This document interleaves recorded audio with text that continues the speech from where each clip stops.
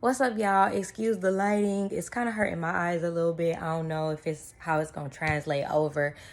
We know I'm still a novice at this, novice, however that word is pronounced. But I've been having something on my mind all morning. I kind of had a epiphany, an awakening, if you will, like a week ago, maybe a few days ago, and it's crazy because like we in America, I can't say all over. Everybody's genealogy is different, right?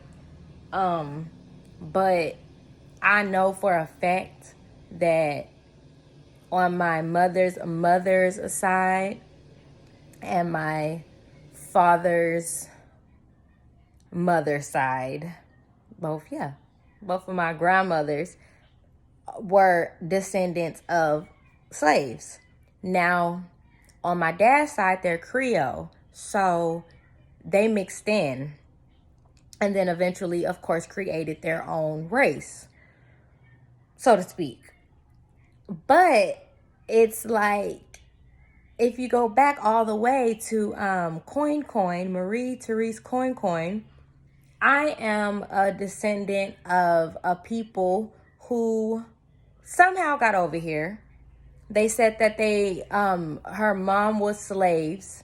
And the reason I say prisoners of war is because some people say, oh, well, you're not from Africa. You've been in North America. You're indigenous to the land. We've been here, which could be true because my eldest ancestor, they said her parents were from Africa, but they couldn't trace which country. So then how could you be sure that they're from Africa if you don't know what country?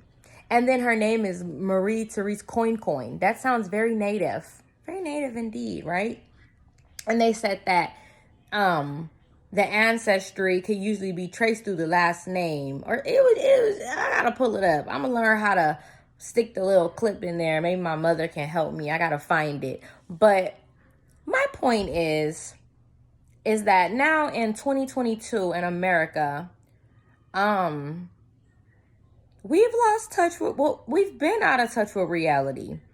The reality is that my people are descendants of prisoners of war. And they were freed. And so with us it's no surprise that we are in the state that we are in from the psychological effects, and then like losing touch that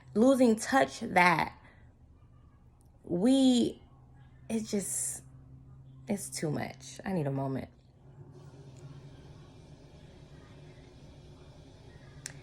Like, people's aspirations are Fendi and Gucci and cars, and it's like, we need to be making sure we're building enterprise to stay free and get more freedom and more equality. But it's like, if we are distracted with sports and like all of that stuff, like, I'm sorry, like, Black people shouldn't give a F about none of that, because we've only, oh my God, oh my goodness. And my mom told me I should make a video about this, but it's like, maybe I should have written this down first, because it gets deep. Okay, so like, they were integrating schools before my mom was born, like a few years before my mom was born, right? Like a good, like, let me say, wow, 10 years, about 5 years before my mom was born, schools were just getting integrated. Okay. My mom is a young 50-year-old thing, all right? A young fine. Shout out to Miss Lee. But no, seriously, my point is that my mom had just been, I'm not my mom. Schools had just been, I have cotton mouth, because y'all know I'll be smoking.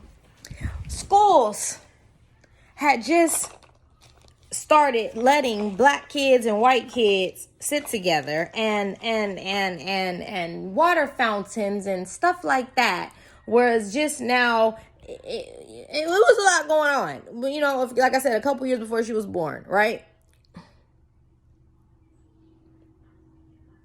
So that means if my grandma passed away, God bless her soul, rest in peace to the grandma, to the. Okay, so where was I? Let me stay focused. Stay focused, Des. Stay focused, D. All right. Okay. My grandma, my great aunt passed away. My Aunt Helen, rest in peace to her soul. They remember. They remember. They know. So then that means that I've had teachers who remembered, who are not black.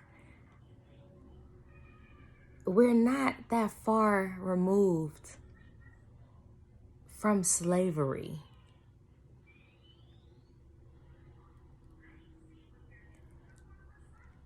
It is terrifying. The ramifications of being disconnected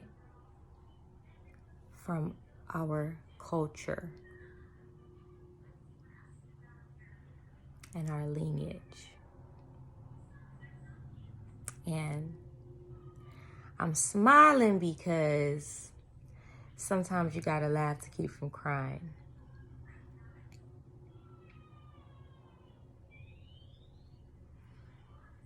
But I don't find it to be a laughing matter when you think about everything that's happening.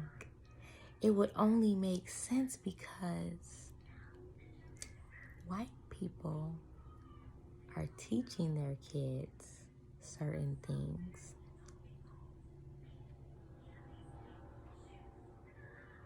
And then when you have rap culture that is glorifying certain things. And I know people say, what about the movies? What about the fucking movies? Stop watching them then if they're that bad. Stop supporting them. But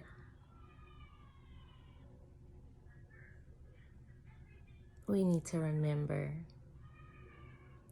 it's important to meditate. It's important to think about your ancestors and think about the things they may have experienced, they may have gone through, to get really real that our great, let me see, not my great grandma, not my great great grandma, maybe my great great great great great grandma was being forced to live a life she didn't necessarily want to live.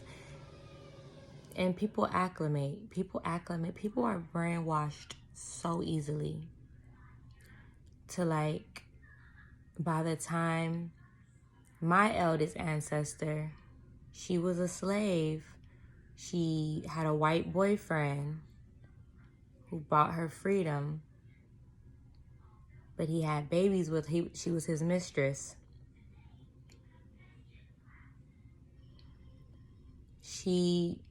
When her freedom was bought, she bought her kids freedom because her children were slaves. And then she turned around and started having slaves. So it's become our culture. It became culture rather easily to just say, for whatever reason, I don't want to go back there. That would be Africa. I'm going to stay here. Unless she was already here. That would make more sense. If it was a lie that, oh, we don't know where your family came from, but it was somewhere in Africa. Yeah, you don't know where they came from because they had been here in, North America. That would make more sense That's probably more plausible. But whatever. The point is that their culture became our culture. And that's why we in the state we in now. Okay, little lady. Can you say that with some manners? Say it with manners, please. Say, can I have some bread, please? Bread, please. Yeah, you can have some toast. Toast? No, it's bread. Okay. Not toast. All right.